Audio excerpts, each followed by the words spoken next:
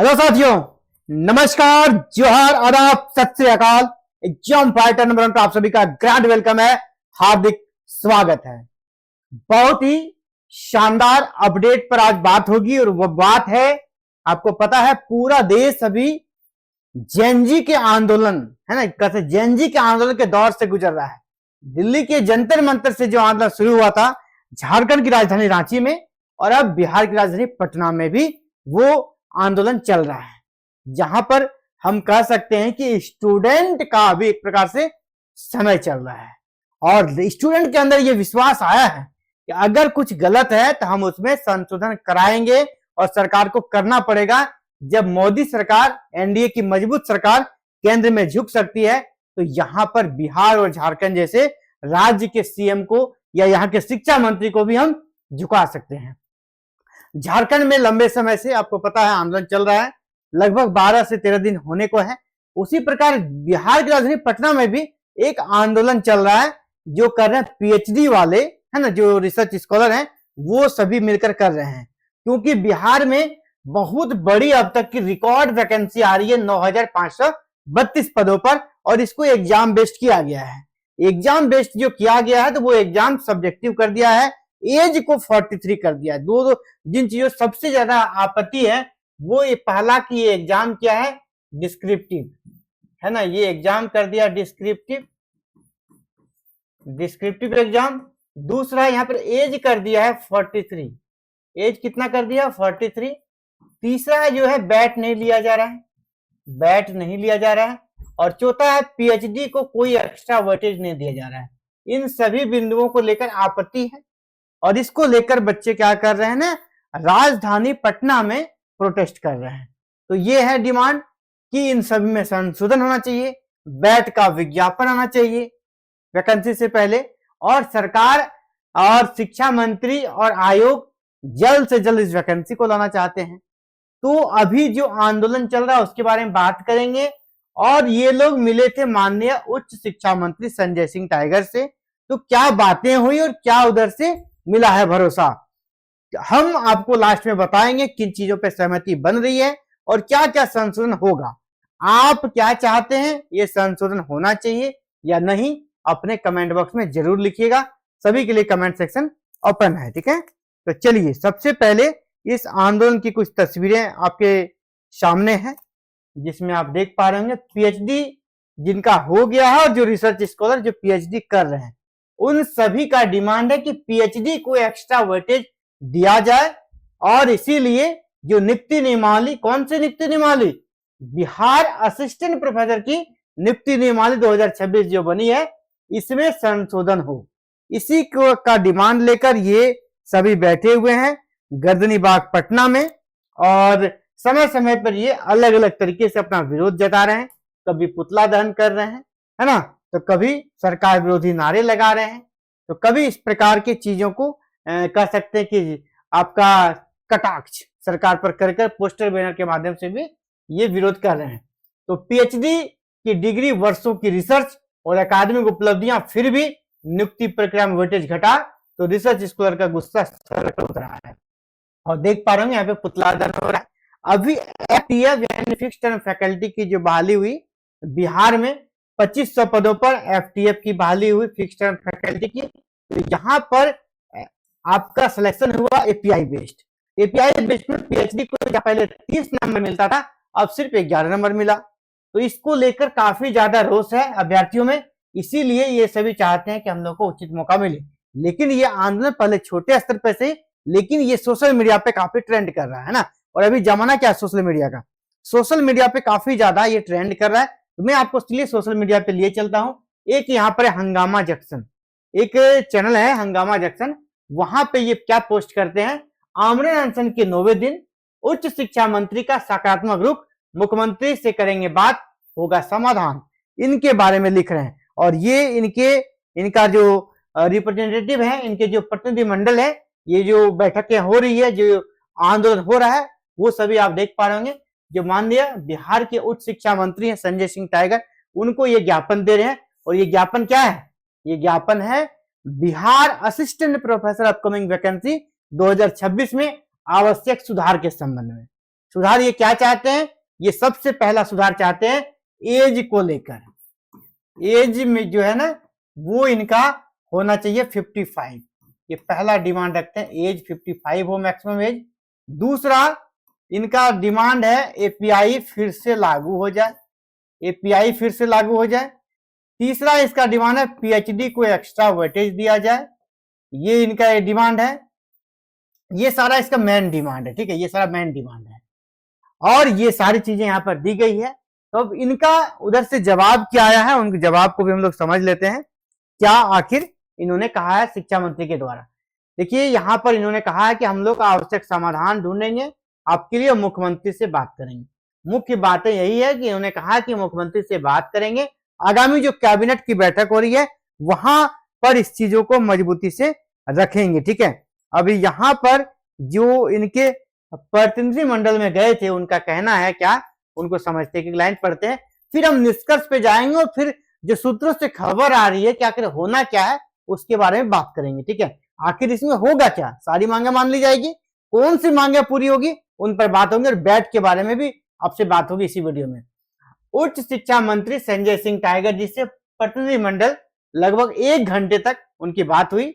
यहाँ कह रहे हैं कि बेहद गंभीर, तीखी और तर्कपूर्ण बातें हुई, क्योंकि आपको यहाँ पर कि आप नया नियम लेकर आ रहे हैं उसके लिए आपको लॉजिक होना चाहिए ना, तर्क होना चाहिए। तो तर्कपूर्ण तरीके से इसने अपनी बातें रखी और उन्हें कहा कि हमारी मांगों पर गंभीरता से विचार करने के लिए हमने उच्च शिक्षा मंत्री को विवश किया। मंत्री जी ने कहा कि अभी कैबिनेट की बैठक होने जा रही है, बैठक के बाद, इस बैठक के बाद वे माननीय मुख्यमंत्री जी से मिलकर हमारी मांगों और पूरी स्थिति से उन्हें अवगत कराएंगे कि भूख हड़ताल में है ये लोग, है ना, हंगर स्ट्राइक पे है। साथ ही उन्होंने प्रतिनिधि मंडल से मुख्यमंत्री जी से भी मिलने की बात कही। उन्होंने ये भी कहा कि आपको सीएम से भी मिलना चाहिए और सीएम से ये लोग मिलने का प्लान भी बना रहे हैं। तो देखिए अभी यहाँ पर होना क्या है, ये चीजें हो गई, मीटिंग हो गई, इन्होंने अपने आवेदन ज्ञापन दे दिए, आखिर इसमें होगा क्या।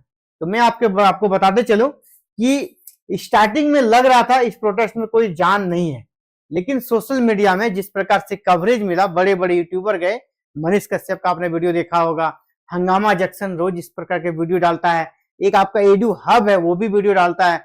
यहाँ पर ये वीडियो है ना, ये आवाज सरकार तक पहुंच गई है, इनकी आवाज सरकार तक पहुंच चुकी है, यानी पहुंच गई है सरकार। और पीएचडी रिसर्च स्कॉलर और जो पीएचडी अवार्ड हो चुके हैं वो सब अगर किसी राज्य की राजधानी में भूखे सो रहे हैं 8-10 दिन से, भूख हड़ताल पे, हंगर स्ट्राइक पे हैं, उस राज्य के लिए चिंता की बात है। ये लोग भी चाहते हैं कि अब ये चीजें हटे, ये लोग आंदोलन से उठे। तो इनके सभी संशोधन को तो नहीं, लेकिन जो चीजें निकल कर आई है, 2 डिमांड पर बात कंफर्म मैं आपको बता रहा हूं, 100% कंफर्म है, ये 2 डिमांड पूरी हो रही है। एज जो है ना आपका 55 कर दिया जाएगा पहला, और दूसरा एग्जाम को ऑब्जेक्टिव एमसीक्यू बेस्ड आपका किया जाएगा, एपीआई नहीं होगा, क्योंकि एग्जाम को ऑब्जेक्टिव करने का भी डिमांड काफी ज्यादा है।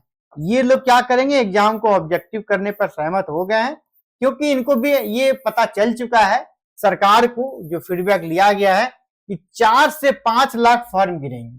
बिहार में जो वैकेंसी आई है 4 से 5 लाख फॉर्म गिरेंगे, और अगर ये डिस्क्रिप्टिव एग्जाम लेंगे, ठीक है, तो इतने कॉपी का मूल्यांकन, इवैल्यूएशन करना बस की बात नहीं है। आप सोचिए कितने एग्जामिनर लगेंगे, और क्या इतने कम समय में जिस प्रकार बहाली करना चाहती है सरकार, तो क्या जरूर ये हो पाएगा कि 4 से 5 लाख उत्तर पुस्तिकाओं का मूल्यांकन कर सके। और यहाँ पे जो क्वेश्चंस आएगा, नंबर ऑफ क्वेश्चंस जो दिया गया है सिलेबस, उसमें 60 क्वेश्चन पूछे जाएंगे, ठीक है, 60 प्रश्न पूछे जाएंगे, और इतना लंबा क्वेश्चन रहेगा, 4 से 5 लाख कह सकते हैं कॉपी रहेगा। इसका इवोल्यूशन एक बड़ी चुनौती बन जाएगी, और निश्चित रूप से पारदर्शिता की भारी कमी होगी। जो पारदर्शिता आपको MCQ based exam, multiple choice exam में मिलता है, वो वहां नहीं मिलेगा। इसीलिए बहुत ज्यादा चांसेस है कि ये 2 चीजें मिल जाएगी इन लोगों को, और बहुत जल्द इस पर निर्णय लिया जाएगा। तो ये पीएचडी वाले वहां प्रयास कर रहे हैं, लेकिन इसका बेनिफिट नॉन पीएचडी स्टूडेंट को भी मिलने वाला है, क्योंकि आपके लिए एग्जाम एमसीक्यू बेस्ड हो जाएगा, वो हम लोग भी चाहते हैं एमसीक्यू बेस्ड हो जाए, तो क्या होगा ना, आपके एग्जाम में ज्यादा पारदर्शिता आएगी, ठीक है, और सही बहाली हो पाएगी। तो ये डिमांड पूरा होता दिख रहा है। बाद बाकी इनका प्रयास है, और बाद बाकी जो नॉन पीएचडी स्टूडेंट है, मैं उनसे भी चाहूंगा आप अपने मांग पत्र इन दो चीजों को लेकर, है ना, एज बढ़ाने को लेकर और एमसीक्यू बेस्ड करने को लेकर जो प्रयास कर रहे हैं, उस प्रयास को करते रहिए, ठीक है। वो प्रयास हमारे माध्यम से भी चल रहा है, आप भी चाहते हैं इस प्रयास में जुड़ना, ठीक है। और हाँ, बैट के बारे में यहां पर इनकी कोई बात नहीं हुई है, ठीक है, बैट पर यहां पर कोई बात नहीं हुई है, लेकिन मैं आपको बता दूं कि बैट इनके माध्यम से बात नहीं हुई है, लेकिन बैट की आवाज भी जिस प्रकार सोशल मीडिया में गूंज रही है ना, हाँ, आपको बहुत सारा वीडियोस मिलता होगा अभी, जहां पे आप देखते होंगे कि बैट को लेकर वीडियो बना रहे हैं यूट्यूबर, है ना, बड़े बड़े चैनल में बैट को लेकर रोज वीडियो बन रहे हैं। इसके कारण सरकार तक बैट को लेकर भी आवाज जा चुकी है, यानी बैट पे कुछ निर्णय नहीं है, लेकिन बैट की आवाज सरकार तक चली गई है। बैट होना चाहिए, इस प्रकार की चीजें, इस प्रकार की डिमांड, इस प्रकार के वीडियो सरकार के पास जा चुकी है, और ये न्यूज काफी वायरल है। तो बैट सरकार तक, पहले ये सरकार जिस चीज से अनजान थी, वो अब उसके नजर में ज्ञात है, ज्ञात तथ्य है, और उनको ये भी पता है ये डिमांडिंग है, समय का जरूरत है। इसलिए बैट को लेकर बहुत जल्द आपको गुड न्यूज देखने को मिल सकती है, लेकिन सभी का जो प्रयास चल रहा है, उस प्रयास में आपको कमी नहीं करनी है।